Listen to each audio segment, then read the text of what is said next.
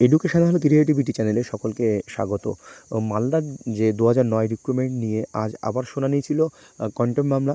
Justice Rajasekhar মান তার বেঞ্চে সেই মামলার বিস্তারিত জানাবেন অ্যাডভোকেট আলী হাসান আলমগীর স্যার সরাসরি জানাবেন। আপনারা জানেন ইতিমধ্যে ৩১২ জনের প্যানেল প্রকাশিত হয়েছে বা অ্যাপ্রুভের জন্য পাঠানো হয়েছে, সেটা অ্যাপ্রুভ হয়ে যাবে বা অ্যাপয়েন্টমেন্ট পেয়ে যাবে। কিন্তু সমস্যা হচ্ছে কয়েকজন ইন্টারভিউ দেওয়ার পরেও তাদের কাগজপত্র থাকার পরেও তাদের লিস্টে নাম নথিভুক্ত হয়নি। এই নিয়ে একটা জটিলতা কিন্তু তৈরি হয়েছে বা আজকে কোর্টের মধ্যে কী হয়েছে, শুনানিতে কী হয়েছে বিস্তারিত আমরা জানবো। তার আগে আরেকটু গুরুত্বপূর্ণ তথ্য দেওয়ার আপনাদের আমার মনে হয় প্রয়োজন আছে যে নর্থের ২০০৯ রিক্রুটমেন্টের যে ৮৬৮ জনের নয় রিক্রুটমেন্টে প্রায় ৪০০ জনের যে এখনও সিট শূন্যপদ আছে, আর অন্যগুলো শূন্যপদ তৈরি করে দেওয়া হবে ইত্যাদি ইত্যাদি ব্যাপার কিন্তু রয়েছে। সেই নিয়ে একটি জটিলতা কিন্তু তৈরি হয়েছে, সেটাও বিস্তারিত আসবো আমি পরের ভিডিওতে। তো আপনারা আপাতত আজকের শুনানিতে কী হয়েছে সেটাই জেনে নিন। শুনুন স্যারের নিকট থেকে।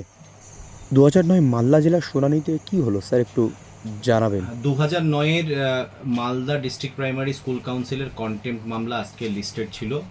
আজকে কন্টেম্প্ট মামলাতে ওরা কমপ্লায়েন্স রিপোর্ট মানে ডিপিএসসির তরফ থেকে কমপ্লায়েন্স রিপোর্ট জমা করেছে এবং ওরা কমপ্লায়েন্স রিপোর্টে বলেছে যে ৩১২ জন ক্যান্ডিডেটের রেসপেক্টে ওরা প্যানেল প্রিপারেশন করে সেটা কমিশনার অফ স্কুল এডুকেশনকে জমা করেছে এবং সেই তারপরে ধাপ যেটা সেটা অবশ্য কমিশনার অফ স্কুল এডুকেশনের দায়িত্বের মধ্যে পড়ে।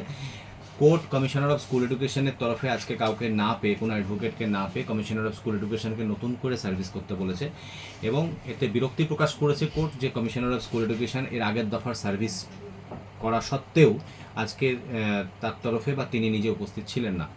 তো আগামী বুধবারে মামলাটা রেখেছে এবং কোর্ট অর্ডারে এটাও উল্লেখ করেছে যে এটা আশা করা হচ্ছে যে কমিশনার অফ স্কুল এডুকেশন আগামী বুধবারের মধ্যে এতে অ্যাপ্রুভাল দিয়ে দেবে। অর্থাৎ কিনা এই ৩১২ জন যে ক্যান্ডিডেট, এই ৩১২ জন ক্যান্ডিডেটের রেসপেক্টে আর অ্যাপয়েন্টমেন্ট পেতে কোনো বাধা রইল না। অ্যাপ্রুভাল আশা করছি এর মধ্যে আমরা পেয়ে যাব, কারণ অলরেডি সিমিলার সার্কামস্ট্যান্সে নর্থ 24 পরগনার ক্ষেত্রে approval commissioner of school education দিয়ে দিয়েছে। সুতরাং এর যদি অ্যাপ্রুভালের পরে অ্যাপয়েন্টমেন্ট লেটারগুলো ইস্যু করা হবে।